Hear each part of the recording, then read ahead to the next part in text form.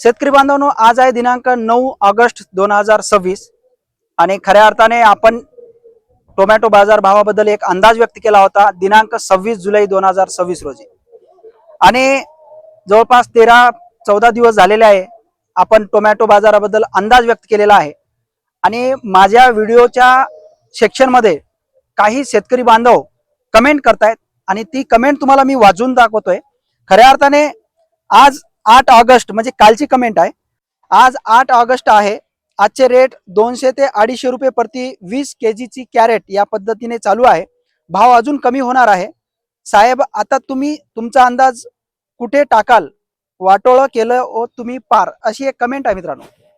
खऱ्या अर्थाने जर बघितलं तर शेतकरी बांधवांना माझी एवढीच विनंती आहे, सत्य परिस्थिती काय आहे ते आपण स्वीकारायला पाहिजे। मित्रांनो, मागच्या जवळपास 22-23 जुलै पासून सातत्याने पाऊस चालू होतं आणि अशा परिस्थितीमध्ये जे टोमॅटो हार्वेस्टिंगला आले होते ते पूर्णपणे त्या ठिकाणी क्रॅकिंग गेले मित्रांनो। त्यासोबतच जी किपिंग क्वालिटी असेल किंवा जो माल आहे आपण बाजारात टाकल्यानंतर कोणीही व्यापारी काय बघतो की इथून जर तो समजा दिल्लीपर्यंत पाठवत असेल किंवा एखाद्या शहरापर्यंत पाठवण्याचा प्रयत्न करत असेल तर मला असं वाटतं की ते जे काही आपलं माल आहे ते तिथपर्यंत पोहोचायला पाहिजे। आणि मधातच जर पाणी होत असेल तर त्यांनी का बरं टोमॅटो परचेस करायचं? येथे मी असं म्हणत नाही की शेतकऱ्यांची नुकसान व्हायला पाहिजे, पण खऱ्या अर्थाने काय होतं, सातत्याने पाऊस आणि त्या पावसामध्ये हार्वेस्टिंगला आलेले प्लॉट हे पूर्णपणे डॅमेज होणं, त्यासोबतच क्रॅकिंग जाणे, फळाची किपिंग क्वालिटी डॅमेज होणे आणि असं म्हणता येईल की जो माल सध्या मार्केटमध्ये येतो आहे सगळे शेतकरी बांधव हार्वेस्ट करून आपल्या मार्केटला आणतायत आणि तो डॅमेज झालेलाच माल बाजारामध्ये येतो आहे। त्यामुळे या ठिकाणी रेट डाऊन झालेले आहे आणि तरीही मी असं म्हणतो की जवळपास 200 ते 250 रुपये रेट जर समजा क्रॅकिंग किंवा खराब मालाला जर जात असेल तर नक्कीच हे चांगले संकेत आहेत मित्रांनो आपल्यासाठी। कारण काय आहे, एवढ्या परिस्थितीमध्ये सुद्धा चांगलं दर या ठिकाणी मिळतो आहे आणि आज सुद्धा जर चांगली क्वालिटी असेल ना तर 500-600 रुपये प्रति कॅरेट या पद्धतीने रेट चालू आहे मित्रांनो। ही परिस्थिती आपण ऍक्सेप्ट करायला पाहिजे, पण कुठेतरी आपण या गोष्टीचा आढावा न घेता एकंदरीत परिस्थितीचा अभ्यास न करता, तर असं नाही मित्रांनो, मी जेव्हा अंदाज व्यक्त करत असतो तेव्हा पूर्ण परिस्थितीचा आढावा घेऊन अभ्यास करूनच मी माझा अंदाज देत असतो।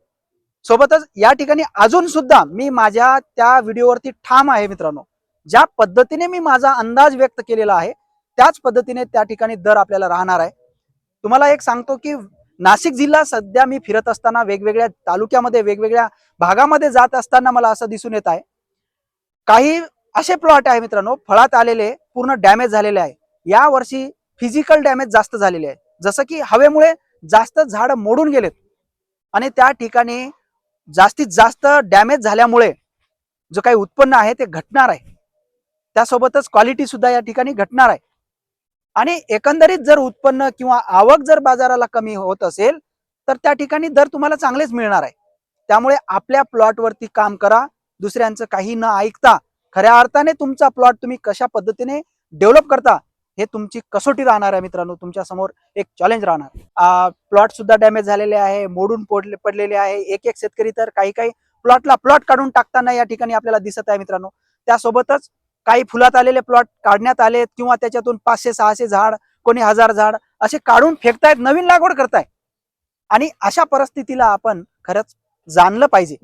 म्हणून कुठेतरी आपल्याला चांगले दिवस राहण्याची शक्यता आहे। अजून सुद्धा मी शक्यताच हा शब्द वापरतो आहे। म्हणून मार्केट पर्यंत कशा पद्धतीने क्वालिटी युक्त माल बाजाराला गेला पाहिजे याच्यासाठी काम करायचं आहे मित्रांनो। परत एकदा आवर्जून सगळ्यांना सांगतो की मी जे सेटिंग स्प्रे देत असतो तो सेटिंग स्प्रे आहे मित्रांनो, असं म्हणता येईल की नवीन युगाचं नवीन तंत्रज्ञान, अद्भुत, अविश्वसनीय आणि अकल्पनीय। कारण कॅल्शियम आणि फॉस्फरस एकत्र चालत नाही, तरीही इनोव्हाकॅल ज्यामध्ये कॅल्शियम आहे आणि फॉस्फरस हे पीके मोर मध्ये आहे, दोन्ही एकत्र जातं आणि खूप छान रिझल्ट या ठिकाणी मिळतात मित्रांनो।